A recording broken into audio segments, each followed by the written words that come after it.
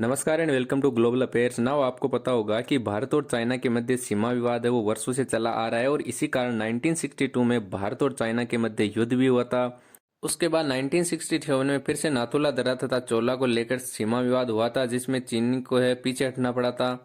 तथा हम बात करें 15 जून 2020 की तो गलवान घाटी में फिर से भारत की सेना तथा चीन की सेना के मध्य झड़प हो गई थी जिसमें चाइना के साथ साथ हमारे भी 20 जवान है वो वीरगति को प्राप्त हो गए थे। लेकिन अब खबर यह निकल कर आई है कि 9 दिसंबर को फिर से चीन की सेना तथा भारत की सेना के मध्य झड़प हो गई है और ये घटना तवांग जिले की है जो कि अरुणाचल प्रदेश में भूटान के बॉर्डर के काफी करीब है। कुछ दिनों पहले ये खबर निकल कर आ रही थी कि भूटान बॉर्डर के पास चाइना की सेना की संख्या लगातार बढ़ रही है और 9 दिसंबर को अचानक से 600 चाइना के जो सैनिक है उन्होंने मिलकर ये डिसाइड किया कि तवांग डिस्ट्रिक्ट के अंदर तक जाकर हम पेट्रोलिंग करेंगे। आपको पता होगा कि चाइना कहता है कि अरुणाचल प्रदेश है वो तिब्बत का हिस्सा है न कि भारत का।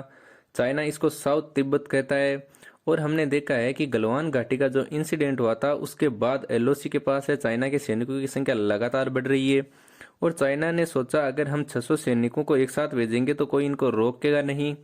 मगर भारत की फौज है वो पहले से तैयार थी और फिर दोनों सेनाओं के बीच हाथापाई हुई। यहाँ पर मैं ये भी ऐड करना चाहूंगा कि दोनों सेनाओं ने जो भारत और चाइना के मध्य 1996 में इंडिया चाइना बॉर्डर एग्रीमेंट हुआ था उसकी भी रिस्पेक्ट की।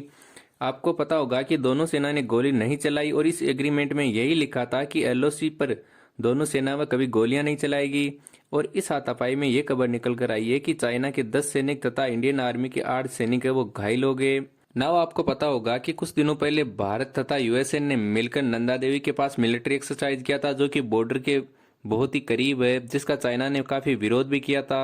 और हो सकता है कि कहीं ना कहीं चाइना की जो मिलिट्री है वो इसको लेकर बहुत ज्यादा निराश हो और उन्होंने सोचा होगा कि क्यों ना हम 600 सैनिकों को लेकर जाएंगे तो हमें जीत मिल जाएंगी।